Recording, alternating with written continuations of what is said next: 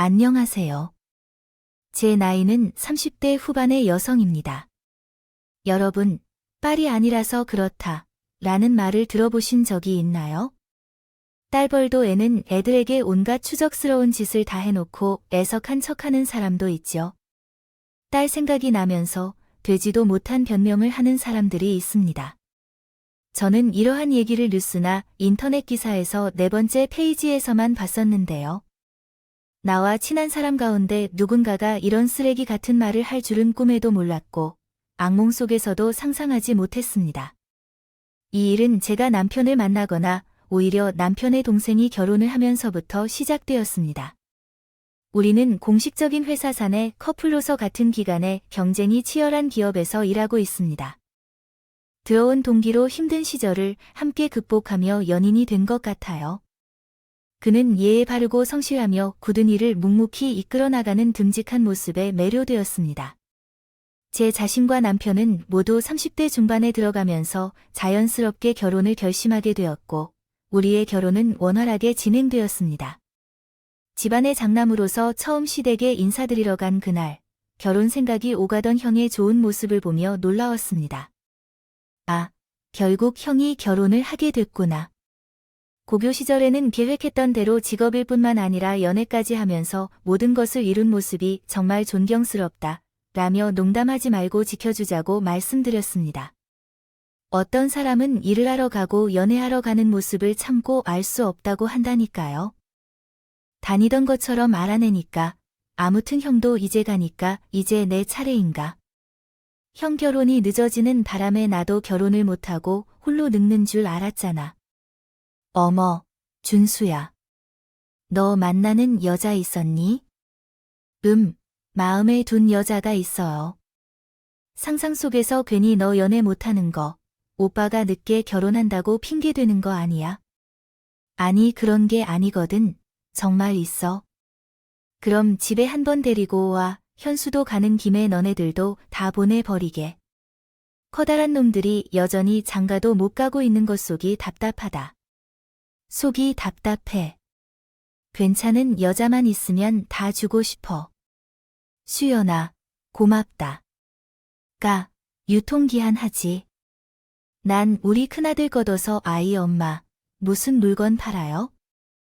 아들들이 얼마나 상냥한 상품인지 말씀하십니까? 딱 봐도 화목해 보이는 이 집안. 그때는 하더라도 빨리 이 집안의 가족이 되고 싶었습니다. 어렸을 때 부모님께서 이혼하시어 할머님 편에서 자랐거든요. 부모님 둘 다 일하느라 제가 거의 혼자라도 되는 일이 많았습니다. 시부모님을 만나기 전에 혹시나 부모님 손에서 자랐다고 보이지 않을까 하는 걱정도 했는데 그건 괜한 걱정이었어요. 시어머니를 비롯한 가족들은 누구보다도 따뜻하게 맞아주셨고 특히 시어머니께서는 애틋하게 대해주셨어요. 할머니께서 돌아가시고 결혼식에 친구조차 없는 제게 시어머니는 제 손을 잡고 식장에 들어가자고 해주셨습니다. 결혼식 대기실에서 손을 잡고 나니 이제 딸이나 다름없는 수연아, 엄마로서의 역할을 해달라고 하셨죠.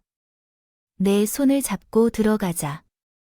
물론 혼자 들어가도 되지만 이제 우리에게 가족이 생긴 거야. 우리 둘째 결혼식 때는 내가 아빠 손을 잡고 들어갔었지. 나도 내 딸 같은 수연이 손을 잡고 들어가고 싶어서 말이야. 어머니, 감사합니다. 혼자인 작업기도 쓸쓸했는데 어머니의 손을 잡고 들어가고 싶어요. 남편보다도 어머니 덕분에 이제 혼자가 아니라는 기분이 들어요. 가족 중에서 누구에겐 헌신적인 어머니보다 더 나은 사람은 없네. 정말 기댈 곳이 생긴 것 같죠? 결혼 3년 차인데도 어머니로부터 받은 사랑을 나눠줄 기회가 찾아왔어요. 바로 여종님, 아니시라고 하셨네. 서방님이 결혼할 여자를 데리고 온 거라고요. 시댁에 어떤 기운이 흐르는지 동서도처럼 부모님 손에서 자라지 못해서 떠나요. 제가 키워준 할머니라도 있었지만 동서는 어려서부터 친척들 집을 전전하며 눈치 밥을 먹어온 고아였어요. 전문대를 졸업한 후 공부 열심히 해 공원까지 들르게 된 것이죠. 정말 자수성가가 어울리는 사람이었어요. 시어머니는 동서가 여종님과 결혼하면서 늙어서 딸들을 보기 어려워진다고 썼어요. 돌봐야 할 딸이 3명이나 늘어서 본인이 건강해야 한다고 하셨어요. 봉서와 서방님은 같은 공무원으로 함께 일하고 있어요. 여러모로 제 남편과 저희 부부가 닮은 점이 많았습니다. 그래서 그런지 부부 결혼 전부터 4명이 함께 여행을 다니게 되어 친해졌어요. 우리는 나이 차이가 3살밖에 나지 않아서 더 친해질 수 있었죠. 남편은 일과 공부에 열중해서 옷이나 화장에는 별로 관심이 없어서 제가 쇼핑을 도와주기도 했죠. 또 동생은 시누이와 동갑이라 서로 잘 지냈어요. 서로에 대한 관심이 많아서 새로운 친구를 사귀는 기분이 들 정도로 친해지게 되었어요. 형님, 이거 제주도에서 유명한 타르트예요. 가서 함께 즐기세요. 아, 고마워. 이거 진짜 맛있어서 먹고 싶네요. 저희는 모두가 함께 가고 싶었는데 한산한 작은 마을에서 잘 즐겁고 돌아왔어요. 맛있는 음식을 많이 먹었고 사람이 거의 없는 조용한 곳을 돌아다니는 것이 정말 좋았어요. 그런데 한 소녀가 혼자서 정신없이 돌아다녔어요. 가족들을 위한 선물을 사러 다니면서 바쁘게 돌아다니는 것이었어요. 처음에는 옷을 살 계획은 아니었는데 제 체력이 어떻게 그리 좋은지. 다른 사람들을 위해 노력하는 것이 너무 나를 소홀히 하는 것 같았어요. 앞으로는 모두가 휴가 일정을 맞춰서 함께 가기로 해요. 어머니와 아버지도 함께 오시기로 했어요. 때때로 가족을 위해 힘들게 노력하는 것이 아닌지 우려되었어요. 예전에는 친척들 댁을 왕복하면서 간단한 음식을 먹었다고 하더라고요. 여기서도 어른들 눈치를 보고 있는 것이 아닐까 걱정되네요. 처음에 남편들과 함께 결혼한 후 저와 동서는 밖에서 만나서 밤늦게까지 술을 마셨던 적이 있었어요. 그때 동서가 얼마나 오랜 시간을 외로워했고 많이 힘들었는지 알 수 있었어요. 형님, 저는 고등학생 때도 한 번도 경험해보지 않은 알바가 없어요. 학생 시절이라 해도 조금이라도 용돈이 필요한데 그런 도움을 주는 어른이 없었거든요. 그때는 큰아버지 댁에서 살고 있었는데 꿈조차 꾸지 못하고 물도 함부로 쓰지 못했어요. 뜨거운 물을 쓸 수 없다 해서 진짜로 어이가 없더라고요. 하지만 겨울에는 따뜻해야 하니까 일부러 목욕탕 안에 있는 매점에서 일했었거든요. 그곳에서 일하면 눈치를 보지 않고 일할 수 있어서요. 뜨거운 물로 씻을 수 있었으니까요. 거기 사장님이 저를 불쌍하게 생각하셔서 쉽게 해주셨어요. 근데 그때는 대학도 가면서 일한 것인데 장학금이 닿지 않아서 정말 어려웠어요. 그때는 정말 나 혼자만이 살아야 했죠. 그래서 전문대라도 교수님들의 도움을 많이 받아서 공무원 시험도 통과했어요. 지금까지 내가 어렵게 자라왔다고 생각했는데 그 동안을 돌아보면 이 생각이 창피하네요. 형님과 비교하면 나는 아무것도 아닌 것 같아요. 왜냐하면 형님도 부모님 돌봄 없이 대기업까지 가신 커리어맨이거든요. 요즘 제가 존경하는 사람 2명이 누군지 아세요? 바로 형님과 우리 어머님이에요. 너무 쑥스럽네요. 내가 뭐라고 할까? 종님은 정말 대단하시지요. 무엇보다 2분이 저한테 너무 잘해주시고 솔직히 제가 남편만 보고 결혼한 게 아니라 어머님과 형님을 보고 결혼한 것도 있어요. 저는 정말 친엄마와 신랄이 생긴 것 같아서 얼마나 행복한지 몰라요. 이렇게 가족들 틈에서 살아보는 것이 처음이라서 좀 어색하기도 했는데 지금은 정말 좋아요. 없었던 가족이라서 그냥 최선을 다하고 싶어요. 평생 어떤 가족이 생겼다고 행복하다는 동화를 보며 기분이 좋아졌어요. 그 외로 마음은 누구보다 잘 든다면 더 마음이 쓰여요. 제가 어떤 여동생이 생겼다는 것이 좋았고 연장자로서 가족이라는 울타리를 더욱 견고하게 만들려고 노력했습니다. 동생들도 정말 가족한테 잘해줬어요. 가끔 가족들이 모두 시댁에 모이는 날이면 왔다마자 시부모님께 가서 온갖 예쁜 짓을 다 했죠. 아버지 지금 연수하고 계시다가 받으시는 건가요? 그래, 연수가 안마를 시원하게 해주시는 거예요. 아버님들은 시원하시겠네요.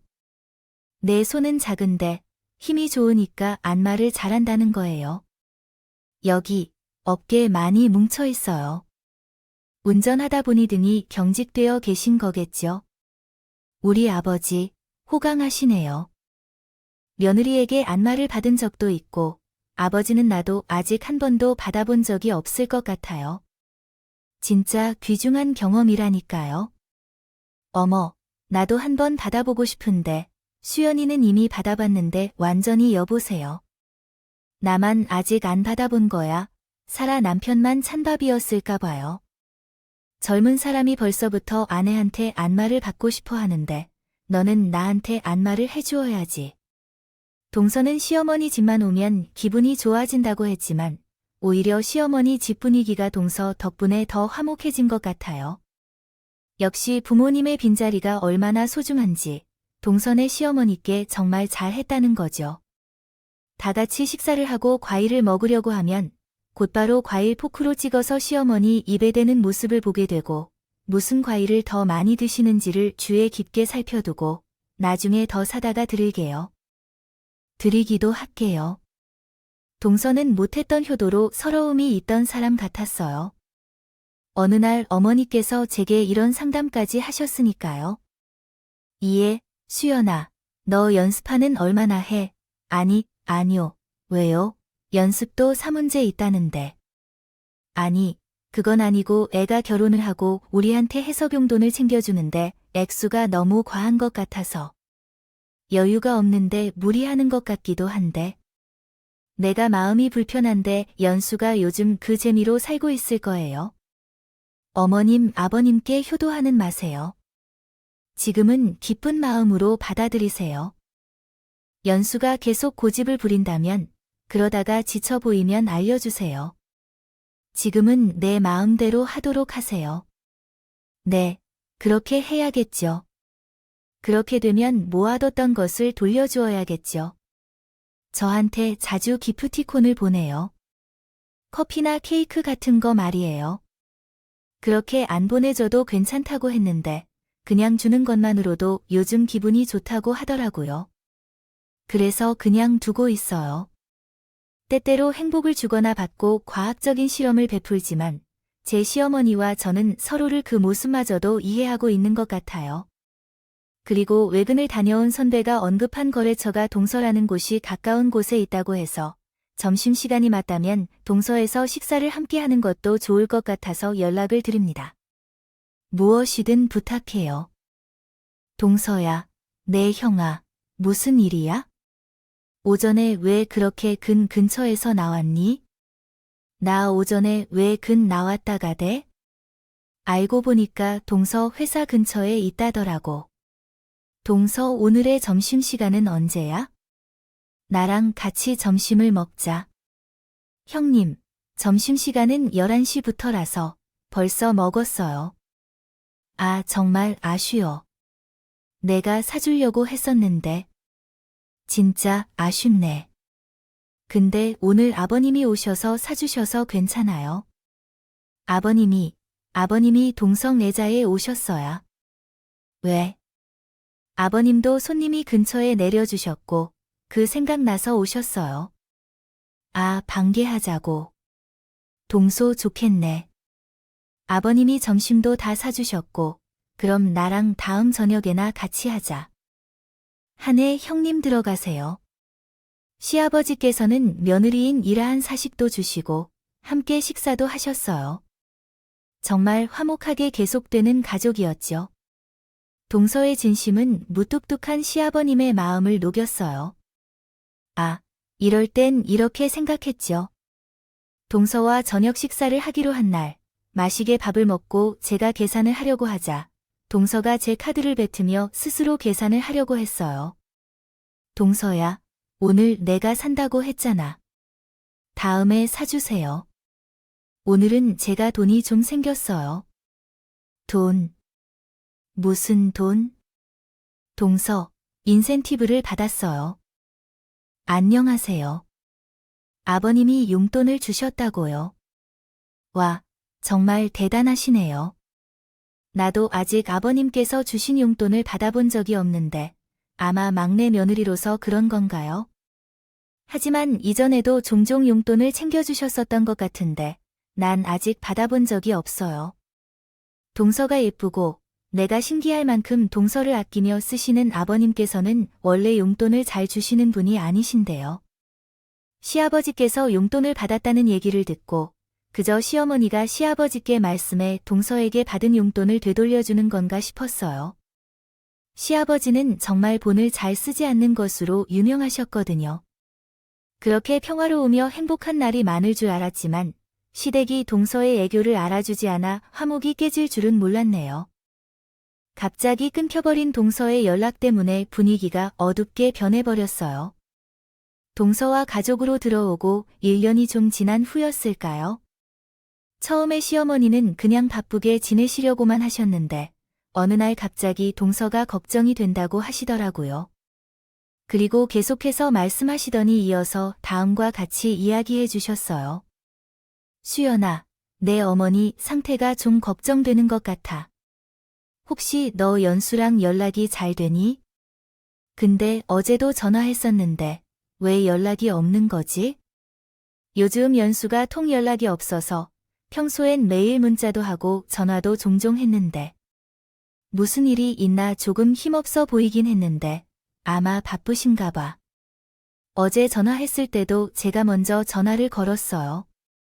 하기도 했는데 아니 그래서 나도 먼저 전화를 해봤는데 잘 받지도 않고 너네 전화도 그렇고 둘째 전화도 그렇고 너무 걱정하지 마세요.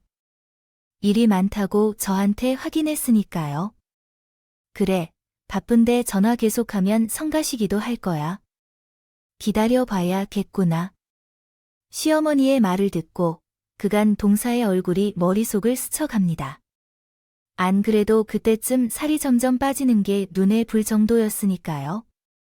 제가 무슨 일이 있냐고 물어봐도 그저 일이 많아서 고되다고 하고 자기가 유난스럽게 여름을 탄다고 입맛이 없다고 만하고 말할 거예요. 아무리 얼음을 탄다고 해도 정말 시름시름 앓는 것 같은 안색에 나중에는 서방님께 말해 보약도 한 채 지어서 보낼 정도였죠. 서방님도 봉쇄가 그렇게 힘들어하는 건 처음 본다고 본인에게도 별말이 없다고 했네요. 분명 몸이 어디가 아픈 거 아니면 무슨 일이 있어서 그런 것 같은데 동서가 말을 안 하니 알 도리가 없어서 답답해졌어요. 요즘 준수가 재수씨가랑 사회가 안 좋나 봐. 준수가 힘들어 한다고 했더라고. 왜 동서 요즘 몸이 좀 안 좋은 것 같긴 한데 대체 무슨 일이래? 모르겠어. 재수씨가 어디 문제가 있는 건 맞는 것 같은데 뭔 말은 안 하고 입을 꾹 다물고 혼자 힘들어 하니까 준수도 답답해서 죽을 것 같다고 하더라고. 부부관계도 좀 소원해졌던 것 같아요. 어제 준수가 전화해서 힘들다고 하더라고. 당신이 재수씨랑 친했으니까 뭐 들은 거 없냐고 묻기도 했고. 아, 나도 전혀 모르겠어. 풍서가 그런 사람이 아닌데 요즘 노골적으로 어머님을 열나 도르게 둬서 어디서 큰 병에 걸린 거나 그런 건 아니겠지. 아유, 당신도 혹시라도 그런 말 하지 마. 나도 답답하니까 그러지. 무슨 이중 인격이나 아니고 손바닥을 뒤집듯이 너무 쉽고 빠르게 달라진 동서의 모습에 가족들 모두 어리둥절한 상태였어요. 밀가족들은 생일이나 명절과 같은 가족 행사를 누구보다 빨리 챙기던 동서인데 감각무소식이라서 그런 동서에 대한 걱정은 날이 갈수록 커져만 갔죠. 시어머니 생신날이 돼도 시댁엔 도련님 안 오고 동서는 몸이 안 좋다는 이유로 참석을 못하기도. 연서 아직도 몸이 안 좋아서 폐조차도 약하지만 이름 오진이 더 안 좋다고 생각하는 건 아닌가요? 모르겠으면 이름이 계속 나가는데 이제 말도 잘 안 되네요. 엄마가 오늘 뭐든 다 따러 오래전에 드리려고 했어요. 선물은 연소가 직접 고른 것이기 때문에 너무 서운해하지 마시고요. 그 사람 요즘 상태가 정말 안 좋아요. 그래서 쉴 때는 아무 생각 없이 그저 푹 쉬어야죠. 내가 서운한 게 뭐 있느냐고요? 나중에 얼굴 보면 되니까 그런 사람이 들러주니까 시어머니도 시누이도 걱정만 할 뿐 불만을 느끼는 사람은 없었습니다. 그 전까지 동서가 가족들에게 너무 잘해줬어요. 했으니까 무슨 일이든 이유가 있는 거라고 믿는 거죠. 하지만 모두가 그렇진 않았습니다. 시아버지는 동서의 태도에 크게 화를 내셨어요. 쉬기만 연속해서 고생한다고 해서 15통의 연락도 없어. 그것도 시어머니 생일날 얼굴도 안 비추고 전화 한 통 없이. 무슨 일이야? 아버지는 동서에 안 오고 싶어서 안 오는 것도 아니고 정말로 상태가 안 좋다는 거야? 맞아요. 아버님을 동서 마지막으로 봤을 때 정말 살이 쏙 빠져서 안타까운 상태였어요. 그만해. 누가 누군지에 대해 묻지 말고. 처음에만 부모님을 방문했다고 말하더니 그 3째 방문부터는 질리더군요. 왜 그런 말씀을 하시는 건가요? 그렇게 며느리를 향해 이야기하는 사람이 내 생일을 무시하고 와서 얼굴을 드러냈어요. 기다리다 보면 언젠가는 제가 먼저 다가갈 거예요. 시아버지는 시어머니의 말에도 마음이 풀리지 않은 듯 화사한 표정을 감추지 않으셨어요. 불평스러운 시아버지 모습에 다시 방석을 따로 옮겼어요. 물론 시댁의 입장에서는 갑자기 연락을 끊은 며느리가 찜찔할 수도 있겠죠. 어쨌든 계속 시댁에 설명 없이 이러한 관계를 유지한다면 상황은 더 악화될 것 같았어요. 가족끼리라고 해도 제 삶이 있지만 가진 가족이 계속 늦게 올 것 같아요. 수중하던 동서의 말이 떠올라서 생각이 나더라고요. 한 달 동안 저 혼자 고민을 해보니 아무래도 동서를 직접 만나서 얘기를 들어봐야겠다는 결론이 나왔거든요. 그래서 저는 동서에게 연락을 해서 동서가 괜찮다면 차 한 잔 마실까 제안했어요. 언제든 좋으니까 생각이 있다면 연락을 주시면 돼 라는 말을 남기고 문자를 보냈습니다. 그리고 3일 후에 동서로부터 연락을 받았어요. 약속 날 카페에 들어가 보니 동서가 있었는데 그동안 3살이 더 늙어진 것 같더라고요. 제 얼굴을 보고 애써 웃으려 했지만 그 모습이 오히려 더 안쓰러웠어요. 형님 죄송해요. 제가 연락이 너무 뜸해 보였죠. 어떤 일이 있었던 건가요? 큰 소리로 동서가 말했어요. 내가 물어봐야 할 일이 아닌데요. 정말 무슨 일이 일어난 건가요? 제가 무슨 문제가 있는지 말해주세요. 그냥 어려운 일 때문에 그런 건가요? 동서, 좀 그런 척 하지 마세요. 직장에서 힘들다고 해서 이렇게 되는 건 아니에요. 대체 무슨 일인지 말해주세요. 제게도 말 못할 일인가요? 남편마저 모르는데 말이죠. 무슨 문제든 혼자에게 쑥 쌓으면 동서는 더 힘들어질 거예요. 제 질문에도 동서는 입을 꼭 다물고 있었어요. 얼굴에 우아함이 가득한 사람이 말을 못한다는 걸 보니 더 이상 물어봐도 답을 듣기 힘들 것 같았습니다. 네, 동서가 말하기 어려우면 말하지 않아도 돼요. 하지만 동서는 가족들과 연락을 계속 안 할 것 같아. 서방만 아니라 다른 사람들과 대화도 거의 안 한다고 했어. 그녀가 속내를 밝힌 동서의 말인데 분석하자면 그랬지. 가족이 늘어난 것이 좋다며 최선을 다해야 한다고 하고 싶어 해. 요즘 세상에는 누구나 가족 행사에 참여해야 한다는 것은 아니야. 봉사도 중요해. 하지만 계속해서 어떤 가족이나 연락 없이 지내면 그의 조 파일을 할 수도 있어. 괜찮을까? 아니요. 그렇지 않아. 이번에 엄마 생신날에도 연락을 안 했더니 아버지가 굉장히 화가 났다고 해. 아버지야. 아버지가 그렇게 화를 내신 건 처음 봤어. 동서가 현재는 가족을 소중히 여기고 싶어 하고 싶지 않다면 다음에는 아버님 생신을 맞아 얼굴을 한번 볼 생각입니다. 만약 고민이나 문제가 있으면 저나 다른 가족에게 털어놓고 어떤 문제든 동서의 편이라고 해줄게요. 알았죠? 그런데 형이 다음 달 아버님 생신 때는 시부모님 집에 갈 거예요. 그래, 그렇게 생각한 거 좋았어요. 오랜만에 모두 얼굴도 보고 이야기도 좀 하고 동서는 대화 중간중간 매가리 없이 축하를 받던 중 시아버지가 화를 내셨다는 한마디에 안색이 갑자기 변하더니 무슨 다짐을 한 듯한 얼굴이었죠. 그래도 결국 얼굴을 보며 이야기를 나누니까 답답했던 마음이 조금 풀려버렸습니다. 소도를 다시 가족들 얼굴 보러 가야겠어요. 시댁에 온다는 소식을 듣자마자 마음이 한결 가벼워졌어요. 언젠가 동서가 속 시끄러운 모습을 정리해야만 할 것 같아서 하기로 결심한 적이 있었거든요. 주겠다고 했던 그 모습을 상상도 못할 정도로 변했군요. 그날 시아버지의 생신에 동서가 시댁에 오겠다는 말은 어떤 결과를 불러올지 전혀 상상하지 못했어요. 그러나 약속했던 대로 동선과 도련님과 함께 시댁을 찾았습니다. 시아버지의 생신을 축하하러 모인 가족들은 오랜만에 만나는 동서를 반갑게 맞았어요. 연서야, 이게 뭐야? 너 살이 어째서 이렇게 빠졌니? 안 돼.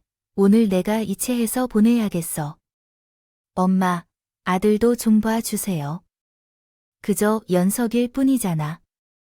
너무 반복되는 얼굴을 항상 보게 돼 지겨워. 앉는 연서야가 음식을 가져오는 대신 먼저 앉아서 먹고 있어.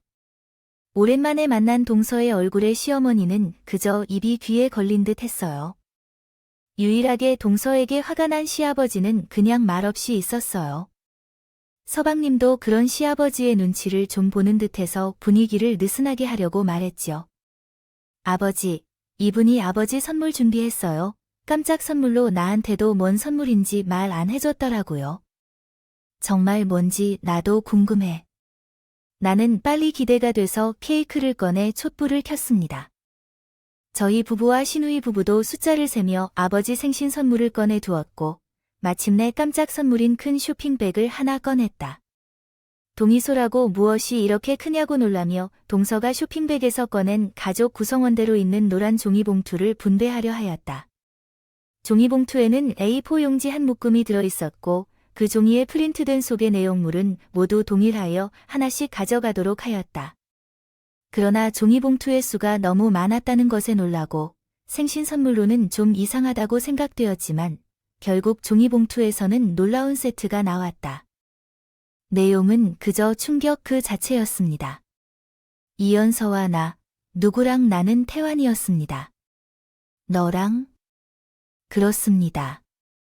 A4 용지에 깔끔하게 프린트된 것은 바로 동서가 누군가에게 보낸 문자 메시지였어요. 상대방이 시간을 내라고 하며 나랑 같이 지방에 한번 갔다 와요. 연석이, 지방이요? 갑자기 왜요? 상대방이 내가 잘 아는 횟집이 있는데 거기서 우리 연서 몸보신 좀 시켜주려고 그러지. 연석이, 그럼 다른 가족들도 다 같이 가요? 우리 둘만 가자. 이 마을 가서 1박 해도 되고 준수에게는 절대 말하지 말고. 왜 대답이 없어? 나랑 둘이 가기 싫으니 읽었으면 답 좀 해. 누가 봐도 누군가 동서에게 추파를 보내는 것 같은 내용이었어요. 불편한 내색을 하는 동서에게 끈질긴 대답을 듣기 위해 종용하는 이 대화는 분명히 느껴졌죠. 왜 연락이 안 되니? 대답 좀 해. 회사 앞에서 나와라 등 거의 스토커 수준이었어요. 더 충격적인 건 바로 이 상대방이 우리 시아버지가 아니라는 겁니다. 여러분, 믿으실 수 있으실까요? 이게 도대체 무슨 말입니까? 분명히 동서가 받아온 문자 메시지군요. 내역에 상대방 이름을 아버님이라고 저장되어 있었고 번호 또한 시아버지 번호가 확실했어요. 가족들 모두 몇십 장은 되는 문자 메시지 내용을 그저 손에 쥐고 입에도 물리지 못했습니다. 감히 숨소리도 제대로 내지 못하고 있는데 시어머니께서는 쥐어 짜낸 듯한 목소리로 내셨죠. 이 연세야, 이게 뭐니? 이거 정말 내가 아버지랑 나눈 대화니? 아니, 당신이 말 좀 해봐요. 이게 뭐예요? 당신이 왜 연서를 모텔로 부르는 문제를 보낸 거야? 참나, 당신은 지금 이걸 믿는 거야? 당연히 거짓말이야. 너 지금 이게 무슨 해괴한 짓이야? 어디서 그렇게 했어? 내가 언제 너에게 이런 문제를 주었어? 이거 다 내가 조작한 거잖아. 아버지께서는 그런 식으로 말씀하실 줄 알았는데. 누가 내 말을 믿냐고 협박하려는 거야? 협박이라니. 내가 언제, 정말 언제 그랬지? 동서는 파리한 안색과는 다르게 차분하게 가방에서 휴대폰을 꺼내 더 했어. 다른 가족들은 동서가 하는 행동을 멍청하게 지켜봐야만 했고 시어머니는 또 손을 파들 받아야 했지만 정말로 영원한 시간과도 같았어요. 그리고 동서의 휴대폰에서는 낯익은 것들이 나왔어요. 목소리가 들려왔어요. 아버지께서 계속 저렇게 저를 부르시니 정말 불편해요. 왜 아버지가 이렇게 모텔에 가시는 건가요? 아들 보기 창피할 텐데요. 누가 보면 나는 제가 아버지께 추근거리는 줄 알겠어요. 그러면 제가 아버지께 대체 무슨 일을 한 걸까요? 제가 아버지께 오해받을 만한 그런 행동을 한 적이 없어요. 제가 입으로 이렇게 말하는 것도 정말 부끄러워요. 먼저 아버지 해드리면서 어깨 주무르기에 어딘지 수치스러워요. 말이 많이 나와도 아들이 아버지를 어떻게 보길 바라지 않았으면 좋겠어요. 먼저 꼬리를 찔러 어딘지 큰 소리를 지르면 어머님이 시아버지의 어깨 아래를 도와드리신 거 아닙니까? 저는 미쳤다고 제 남편 아버지께 꼬리를 찌르고 말하시나요? 전이 조부모로부터 며느리로 받아들여 주신 것이니 아주 흥분하지 않으셔도 괜찮습니다. 잔소리하지 말고 당신이 소중히 여기는 가족을 지키고 싶다면 전에 언급한 모텔에 가자는 제안을 해보겠습니다. 그만 좀 해주세요. 제가 부모가 없다고 해도 아버님께 이런 대접을 받을 이유가 없어요. 아니요, 더 이상 모텔에 가자고 하는 둘이 만나자고 하시면 준수 씨께 말씀을 드려야 할 것 같아요. 어머니께서요. 누가 당신의 이야기를 믿을 것 같아요? 만약 제가 먼저 말씀을 드리면 그만이에요. 내가 내 아들과 며느리가 먼저 얘기를 해서 누가 믿을까요? 몇십 년간 함께 살아온 남편의 말입니다. 아버지의 말을 믿을까요? 산지 1년도 안 된 두 마리를 믿을까요? 당신이 입만 퉁기기 시작하면 나 역시 가만히 있지 않을 테니 마음대로 하세요. 들을 때마다 뜨거워지고 창피한 대화였어요. 그 대화의 주인공은 동서와 아버지였어요. 두 사람의 목소리가 명확하게 들리니 미쳐버리기 일쑤였어요. 며느리 시절에는 그냥 눈치만 봤지만 3명의 자식들은 곧장 아버지에게 진실을 물었어요. 아버지, 이게 대체 무슨 일인가요? 아버지, 진짜. 그 사람을 어떻게 해볼 생각이신 건가요? 지금은 정신이 드시나요? 그 사람은 제 아내이신 나와 결혼한 분이에요.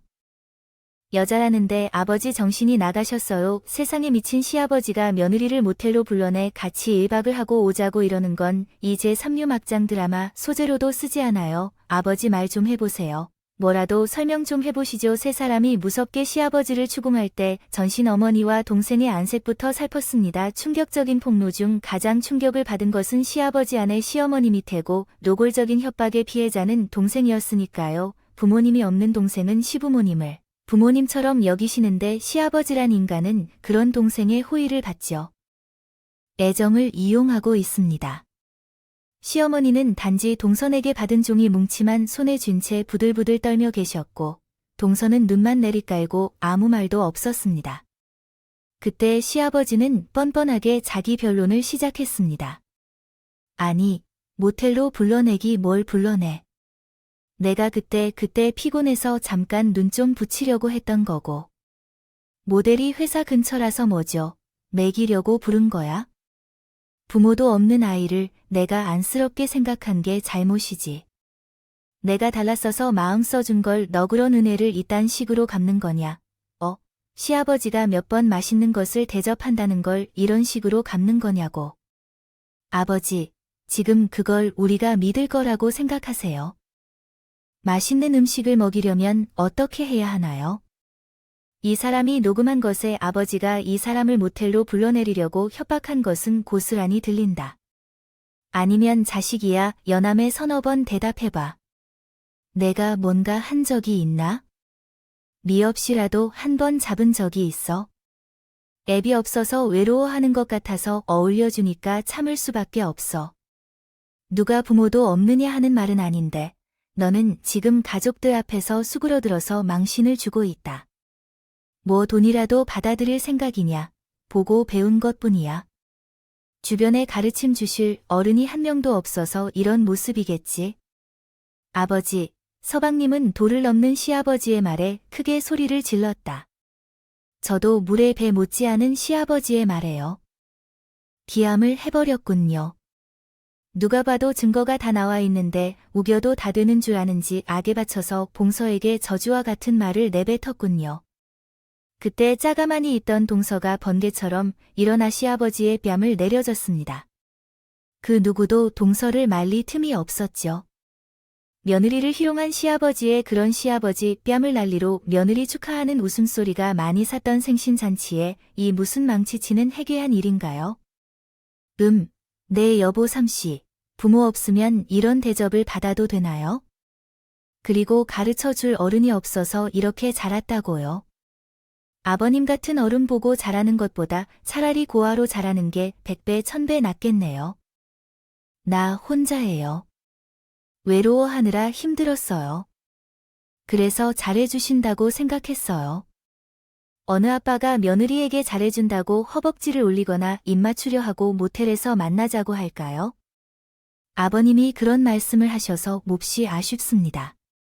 나를 추잡하게 여겨서 딸로 여김을 받아야 한다고 했죠. 실제로 그렇게 여기지 않아요.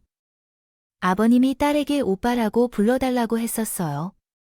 하지만 부모가 없는 저를 이용하려고 했던 거겠죠. 지금까지 아버님이 회사로 찾아와서 해주신 것들을 밥 사주시고 용돈 챙겨준 게 다 절 정말 아끼쳐서 그런 줄만 알았어요. 근데 그게 다 의도가 있던 걸 알고 제가 얼마나 소름이 끼쳤는지 아세요? 차마 녹음하지 못한 시아버지의 발언들을 동서 입을 통해 들으니 정신이 아찔해졌어요. 아버지를 버린 사람이 며느리한테 믿고 싶지 않아도 믿을 수밖에 없는 증거들이 눈앞에 있으니 누구도 시아버지 편을 들을 수 없었어요. 저에게 시아버지가 밥 사주셨다, 용돈 주셨다며 좋아서 어떤 동서 얼굴이 생각났어요. 가슴이 미어지더군요. 그게 다시 아버지가 노골적인 흑심을 품고 한 행동인 줄도 모르고 그저 좋아하던 동서가 생각나서 제가 다른 생각이 없었어요. 서러워졌어요. 한바탕 쏟아낸 동서는 몇 번이나 했는지.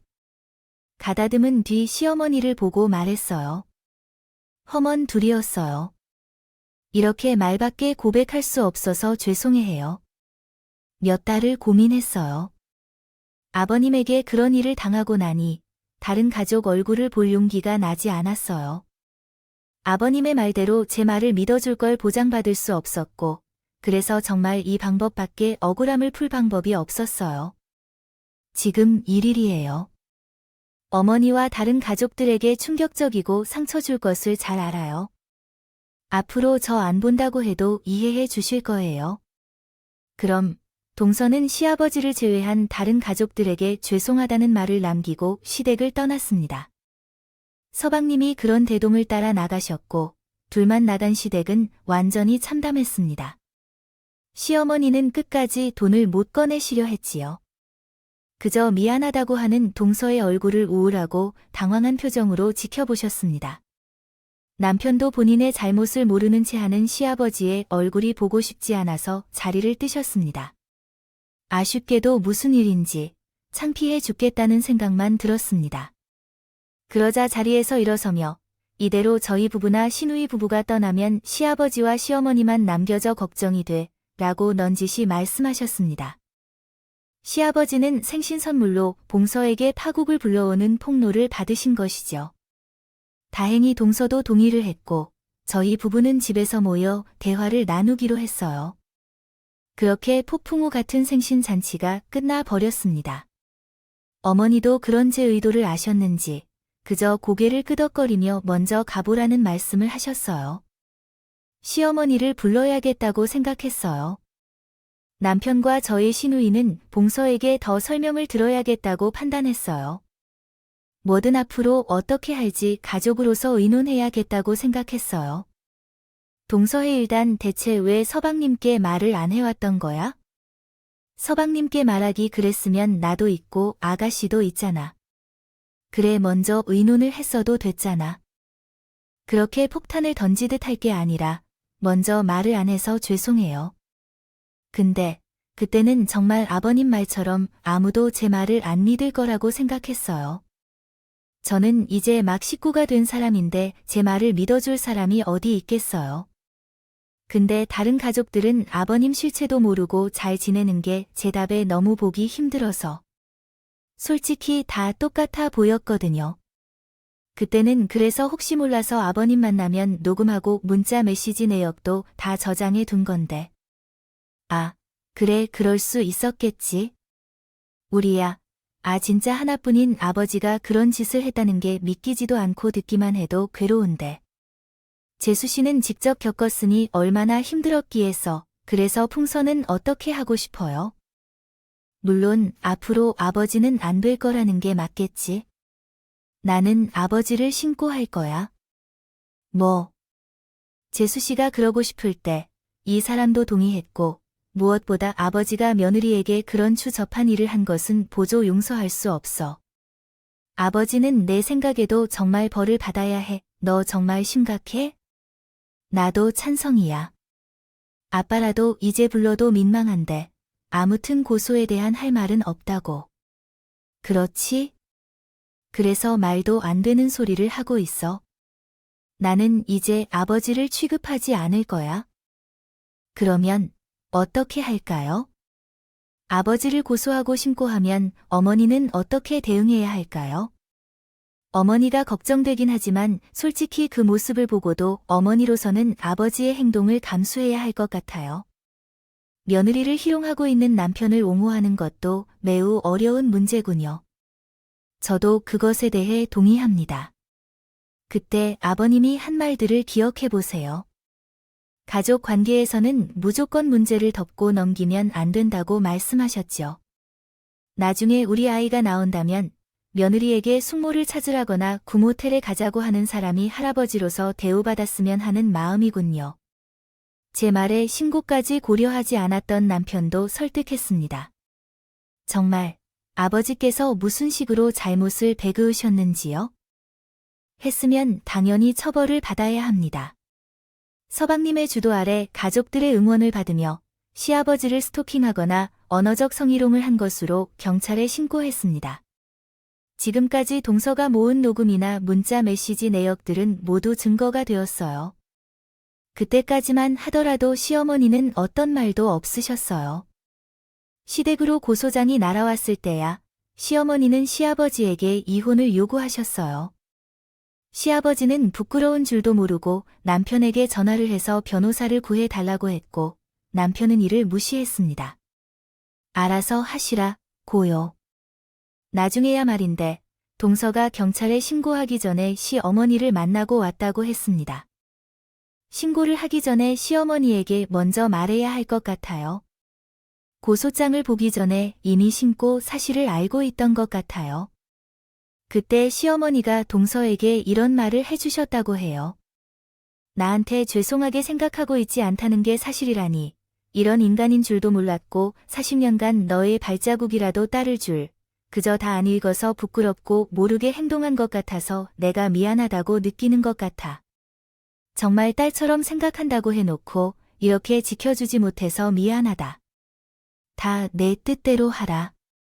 나도 수치를 모르는 그런 인간과 함께할 정도로 장모님이 아니야.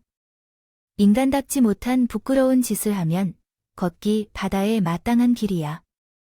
그래서 그 인간을 경찰에 고소할 것이라고 내게 전혀 미안해할 필요 없어. 시아버지처럼 외로워 보인다는 이유로 모텔로 나를 불러내는 게 딸처럼 여기기보다 정말로 만사를 다 제쳐두고 내 걱정을 먼저 해주는 게 딸처럼 여기는 게 아닐까요? 시어머니는 동서를 정말 제 딸처럼 생각해 주셨어요. 나중에 동서가 나에게 이 얘기를 하면서 얼마나 울었는지 몰라요. 정말로 죄송하고 감사하다고요. 저는 그냥 동서의 등을 토닥여주면서 고마운 분인데요. 앞으로 잘 지낼 것이라고 했어요. 시아버지가 아니라 이제 시아버지도 아닌 그 인간은 동서의 신고로 집행유예를 선고받았어요. 집과 회사까지 찾아온 사실만으로는 안타깝게도 그는 스토킹으로 인정될 수 있지만 못했거든요. 하지만 이때까지 그 인간이 동서에게 보내온 음담패설에 가까운 문자들이 증거가 되어 성폭력 범죄의 처벌 등에 관한 특례법으로 처벌받을 수 있게 되었어요. 알고 보니 동서가 우리가 충격받을까 봐 안 보이는 문자 내역이 더 있더라고요. 시아버지가 사진도 보냈다고 들었는데 아무래도 그 수위가 상당한 것 같아요. 아, 무슨 사진인지 정말 상상조차 하기 힘든 요정 이상이요. 정말 이 정도면 TV 뉴스에서 보도할 만한 사건 아닌가요? 아무리 생각해도 집행유예가 너무 후한 처벌이라고 생각하지만 동서는 그것만으로 됐다고 했어요. 가족들이 모두 본인의 이야기를 들어준 것만으로도 만족한다고 말이죠. 아버지는 집행유예를 받았고 이후 이혼이라는 소송을 받아 아마도 혼란스러웠을 것입니다. 시어머니를 쫓아내고 자녀들을 받아들이지 않았다고 합니다. 현재 그는 단칸방에서 혼자 살고 있다고 남편이 전해 들었습니다. 남편은 이 인간이 장남이라고 종종 전화를 받았었습니다. 그는 성범죄자로 등록되어 일자리를 찾는데 어려움이 있다고 말했고 남편이 연락을 끊으라고 하면서 끊었습니다. 피가 물보다 짙다는 말이 있지만 정말 도피 나름인 것 아닐까요? 창피한 정도에 이르게 한 인간은 빨리 삶에서 떠나야 맞는 것이겠죠. 가족이라는 말이 뭐든 용서되는 것은 아니라고 생각합니다. 향을 감싼 종이에서는 향이 나고 생선을 감싼 종이에서는 비린내가 난다고 품어줘야 다른 가족들에게 서썩은 냄새가 진동하지 않는 법이죠. 동서가 시어머니인 이온이에게 죄송한 기색을 비치자 시어머니는 동서가 오히려 그런 인간인 줄 모르고 아까운 4시간만 낭비할 뻔했다고 동서에게 고맙다고 말씀해 주시더군요. 정말 다사다난한 사건이 순식간에 벌어졌다가 순식간에 끝이 났습니다. 그래도 이런 일이 있었지만 가족이 더 단단하게 만들어준 것 같네요. 아직 모두가 충격에서 완전히 벗어나지는 못했지만 앞으로 서로를 보면서 이렇게 함께 해나갈 수 있다는 생각이 듭니다. 역경을 잘 헤쳐나갈 수 있을 것이라고 생각합니다. 여러분께 제 긴 이야기를 들어주셔서 감사합니다. 여러분 모두 행복하시길 바랍니다. 앞날에는 희망의 종이로 에워싸이시길 바랍니다. 감사합니다.